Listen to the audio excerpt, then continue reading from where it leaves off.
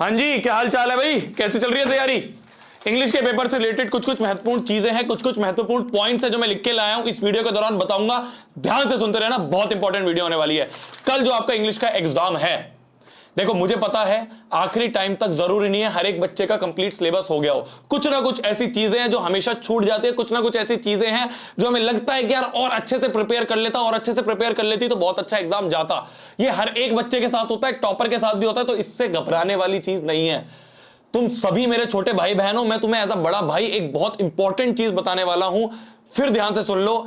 अभी तक आपकी कितनी भी तैयारी हुई हो, कम पढ़कर भी जो बच्चा फोड़ के आ जाए ना पेपर, उसे एक लेजेंड कहते हैं। और तुम सभी एक लेजेंड हो, तुम सभी एक लेजेंड हो। तुम कल का पेपर बहुत अच्छा करके आओगे, तुम इंग्लिश का पेपर फोड़ के आओगे, ये मैं आप सभी को यहां पे लिख के दे सकता हूं।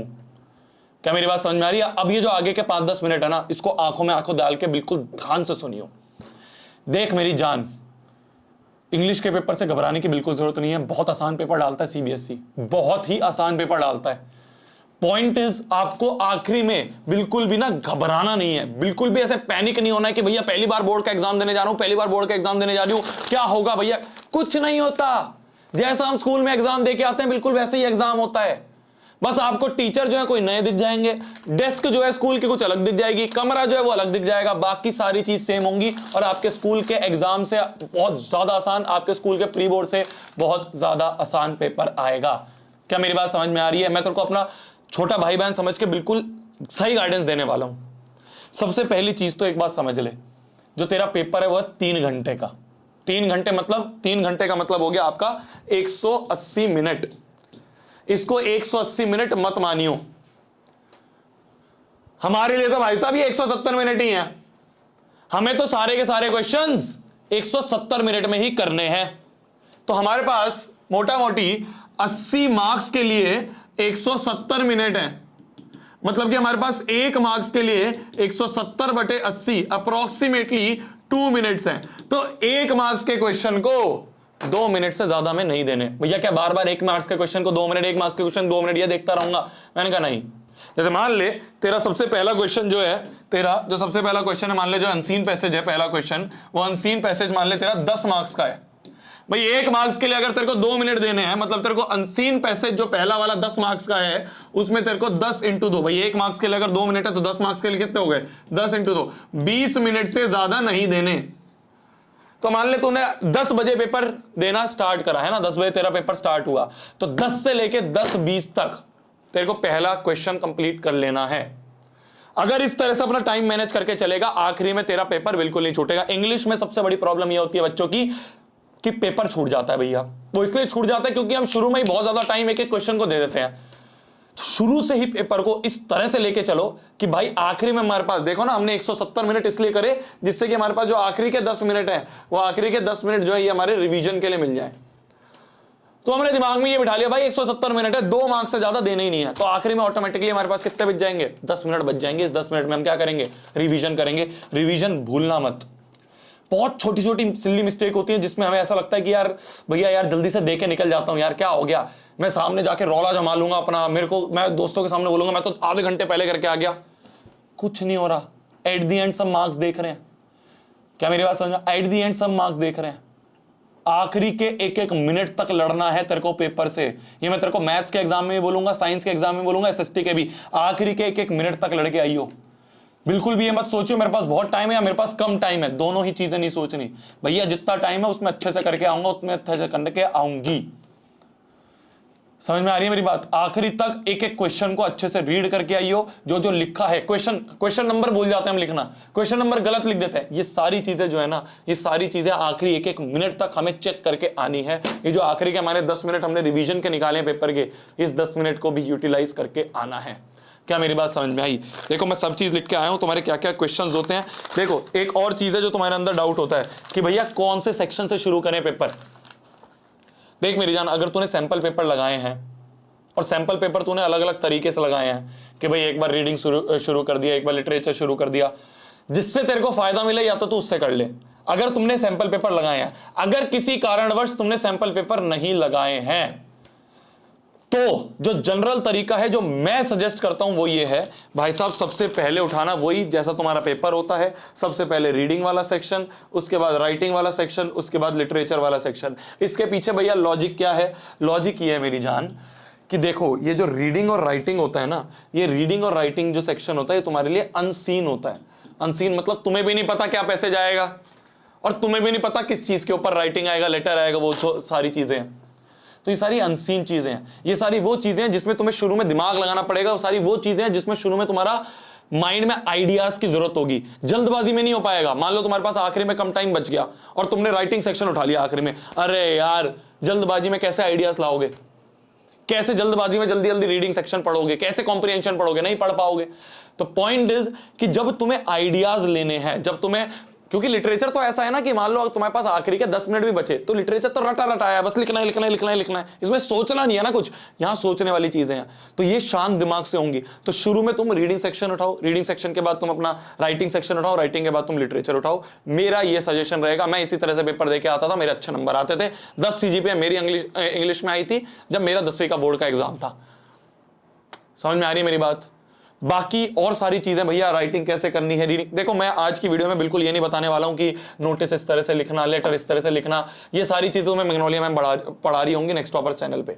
नेक्स्ट टॉपर्स चैनल पे हर एक चीज कवर करवाई जा रही है। तो मैं यहाँ पे लास्ट ईयर तक मैं बताता था, पर अब हमारे पास स्पेशलिस्ट आ गया तो मैं कहता हूँ यार तुम जाके मैडम से पढ़ो। मैडम के पास मेरे से ज्यादा एक्सपीरियंस है, मेरे से ज्यादा उनके पास नॉलेज है।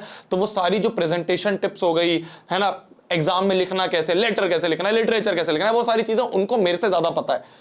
मैं तुम्हें आखिरी में वो चीज बताने आया हूं जो कि मेरे को पता है कि भाई तुम सिल्ली मिस्टेक करोगे, जो इन जनरल बच्चे एग्जाम में करके आते हैं, वो मिस्टेक जो तुम करोगे वो मैं इस वीडियो में बता रहा हूं। बाकी सारी चीज मैग्नोलिया मैम तुम्हें बेस्ट बताएंगी, ऐसी बता देंगी कि भाई साहब तुम फोड़ के आओगे। सुबह 4 बजे का जो सेशन होगा उसको बिल्कुल भी गलती से मिस मत करना, गलती से भी मिस मत करना।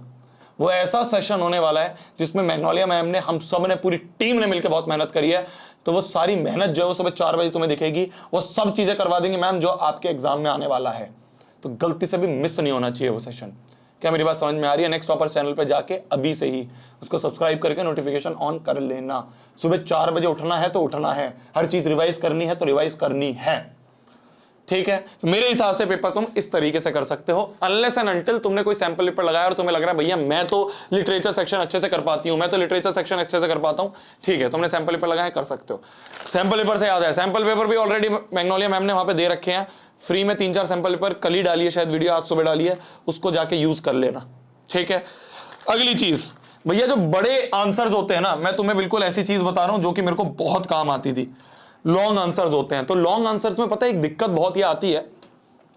हमने लिखना शुरू करा, ठीक है, हमने लिखना शुरू करा, 1 लाइन लिखी, 2 लाइन लिखी, 3 लाइन लिखी, 4 लाइन लिखी, 5 लाइन लिखी, 6 लाइन लिखी, 7 लाइन लिखी, 8 लाइन लिखी। फिर हमारे दिमाग में आया यार ये पॉइंट भी मैं यहां पे कहीं ऐड कर सकता था। ऐसा होता है ना यार, ये चीज छूट गई यार, ये अगर आंसर में लिख देता तो और अच्छा आंसर हो जाता। फिर तुम क्या करते हो, या तो इसको ऐसे ही छोड़ देते हो, या तुम इसको काट के वापस से फिर शुरू करते हो, फिर उस पॉइंट को डाल देते हो बीच में, फिर आगे बढ़ते हो, यही करते हो। इससे टाइम बहुत जाता है, इससे टाइम बहुत ज्यादा जाता है। इसके बढ़िया क्या कर सकते हो तुम, इससे बढ़िया ये कर सकते हो कि जो तुम्हारा आखिरी का लास्ट वाला पेज है ना, उस लास्ट वाले पेज को शुरू होते ही सबसे पहले ऊपर हेडिंग डाल दो कि मैडम जी ये तो मेरा रफ पेज है, कि जो टीचर चेक करेगा वो रफ पेज है, और पहले से एक काट ऐसे क्रॉस भी मार दो कि तुमने रफ पेज इसको पहले से डिफाइन कर दिया। अब क्या करो, जब भी तुम्हारे पास कोई क्वेश्चन आ रहा है जिसमें तुम्हें लग रहा है जैसे क्वेश्चन आ गया, लेटर आ गया, कोई भी तुम्हारा राइटिंग पार्ट का कोई भी क्वेश्चन है जिसमें आइडियाज तुम्हें जरूरी है लिखने, तो रफ पेज में ना पहले वो सारे आइडियाज लिख लो। कि मान लो तुम क्वेश्चन नंबर 16 फॉर एग्जांपल 16 कर रहे हो, तो 16 के लिए तुम्हारे दिमाग में क्या क्या पॉइंट्स है वो सारे पॉइंट्स लिख लिए। वो सारे पॉइंट्स तुमने यहाँ लिख लिए कि ये लिख सकता हूँ, ये लिख सकता हूँ, ये लिख सकता हूँ, ये लिख सकता हूँ, ये लिख सकता हूँ, ये भी ऐड कर दूंगा, ये भी ऐड कर दूंगा, ये भी ऐड कर दूंगा, ये भी ऐड कर दूंगा। तो तुमने 16 के लिए सारे पॉइंट्स लिख लिए। अब इसको यहीं पे अरेंज कर दो कि भाई पहले ये पॉइंट लिख दूंगा आंसर में, फिर यहां लिखूंगा, फिर ये तीसरा पॉइंट ये वाला मेंशन कर दूंगा, फिर चौथा पॉइंट ये वाला मेंशन, फिर 5वां पॉइंट ये वाला मेंशन, 6ठा पॉइंट ये वाला मेंशन। तो इससे क्या करा, तुम्हारे दिमाग में जितने भी आइडियाज थे तुमने पहले उसको नोट डाउन करके और हर एक को एक स्ट्रक्चर वाइज पॉइंटर दे दिया कि ये लिखूंगा, फिर ये लिखूंगा, फिर ये लिखूंगा, फिर ये लिखूंगा। अब इसके बाद इसके हिसाब से लिखना शुरू करो। भैया इसमें एक्स्ट्रा टाइम जाएगा क्या? मैंने कहा नहीं मेरी जान, इसमें एक्स्ट्रा टाइम जाएगा, ये जो तू काट पीट करेगा इसमें तेरा टाइम बचेगा। इसे कहते हैं स्मार्ट वर्क, जो कि मैं हर साल बच्चों को बताता हूं और बच्चों को बहुत काम आती है। तो जब भी कोई ऐसा क्वेश्चन है जिसमें तुम्हें लग रहा है बहुत ज्यादा ही तुम्हें रिसर्च या फिर बहुत ज्यादा आइडियाज की जरूरत है, या ऐसी चीज है जो कि रैंडम आइडियाज से जुड़ी हुई है, तो वो सारी आइडियाज एक बार लिख लिए, नंबरिंग दी, उस नंबरिंग के हिसाब से आंसर फ्रेम करा, मस्त आंसर लिख के आओगे। फिर ये दिक्कत नहीं आएगी कि यार ये पॉइंट भूल गए, ये पॉइंट भूल गए, वो सारे पॉइंट पहले ही जॉट डाउन कर लो। तीसरी चीज OMR में बच्चे बहुत गलतियां करते हैं। एक वीडियो यूट्यूब पे जरूर देख के जाना, how to fill OMR in board exams, काफी लोगों ने बना रखे, तुम जाके उसको देख सकते हो। OMR का पहले ही सारे इंस्ट्रक्शन देख के जाना। क्यों?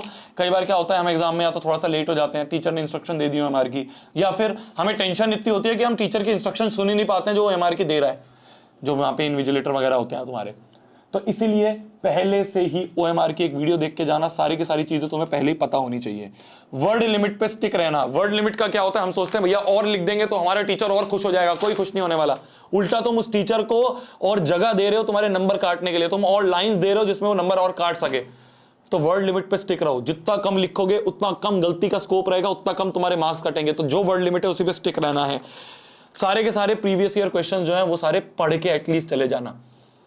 क्या होता है ना कि इंग्लिश हो गई, SST हो गई, इसमें मैं ये कहता हूं कि एक बार आंसर रीड जरूर करके जाओ जितने भी प्रीवियस ईयर क्वेश्चन के हैं, कि भाई टॉपर्स ने लिखा कैसे था, मैं भी वैसे लिख के आऊंगा, मैं भी वैसे लिख के आऊंगी। ये बहुत इंपॉर्टेंट पॉइंट है। आई होप तुम ये सारी चीजें लिख रहे होगे जो मैं वीडियो के दौरान बता रहा हूं, बहुत इंपॉर्टेंट चीजें हैं। ये पेपर जो है ना, इसमें मैं रात भर बैठ के लिखता हूं कि ये बताऊंगा, ये बताऊंगा, ये बताऊंगा, ये बताऊंगा, और मैं डायरेक्ट आके आप पेपर बनाता हूं और पेपर में लिखता हूं और सामने तुम्हें बताता हूं। ठीक है, वर्ड लिमिट हो गया। प्रीवियस ईयर क्वेश्चन के सारे आंसर्स तुम एक बार पढ़ के जरूर जाना। क्यों? क्योंकि उससे पता चल जाएगा तुम्हें कि टॉपर्स किस तरह से लिखता है, तुम भी वैसे लिख के आना, पेपर अच्छा प्रेजेंट होगा। कंप्लीट क्वेश्चंस को रीड करना। हाँ, हम ये सोचते हैं 2 वर्ड पढ़ा हमने क्वेश्चन का, हमारे सामने क्वेश्चन पेपर आया, हमने क्वेश्चन पढ़ा कि अच्छा ये तो इससे रिलेटेड है। कंप्लीट क्वेश्चन पढ़ना। कई बार क्या होता है क्वेश्चन थोड़ा घुमाया हुआ होता है, ये मत सोचना अच्छा ये क्वेश्चन तो वो वाला है और लिखना शुरू कर दिया, घर पे आके देखा अरे क्वेश्चन ही कुछ अलग था। तो क्वेश्चन सारे, ऑप्शन सारे, ये हर चीज को अच्छे से रीड करना। ये मत सोचना कि क्वेश्चन रीड करने में टाइम बचा लूंगा, अबे टाइम बचाने के लिए ये हैक्स होते हैं।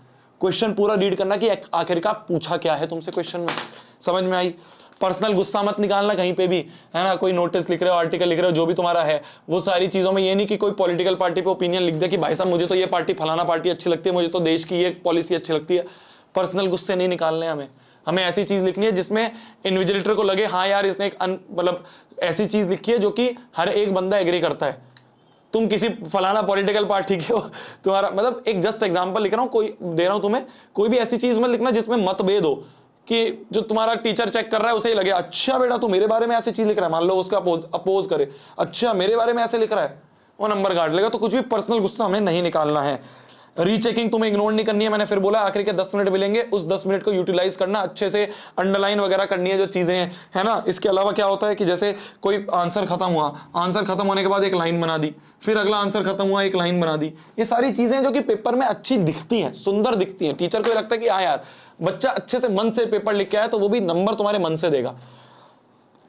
बाकी और चीजें ये पैकिंग वैकिंग होती है ना हमारी, कि भाई पानी की बोतल, ज्योमेट्री बॉक्स, है ना, वो बैग, है ना, कार्डबोर्ड, वो सारी चीजें रात को ही लगा लेना, ठीक है। वो सारी चीजें रात को ही पैक कर लेना। एडमिट कार्ड हमारा मत भूलना। मेरी जान मैक्सिमम बच्चे ये गलती करते हैं कि सुबह सुबह भागते हैं कि बैग लगा लेता हूँ, बैग रात को ही लगा लेना, एडमिट कार्ड रात को ही रख लेना। उसको आराम से सुबह उठना है, टेंशन बिल्कुल नहीं लेनी है ना। उठ के आराम से अपने वो सेशन देख लिया, सेशन देखने के बाद आराम से अपना चाय पानी पिया, नाश्ता पिया, थोड़ा ऊपर वॉक कर लिया छत वत पे या बाहर कहीं गली वली में वॉक कर लिया। दिमाग बिल्कुल ठंडा रख के जाना है, फोड़ के आना है। क्या मेरी बात समझ में आई? तब तक के लिए भाई पढ़ना है, फोड़ना है, कहर मचा देना, आग लगा देनी है, तो फोड़ के आएगा। मैं फिर बोल रहा हूं तो फोड़ के आएगा, ठीक है।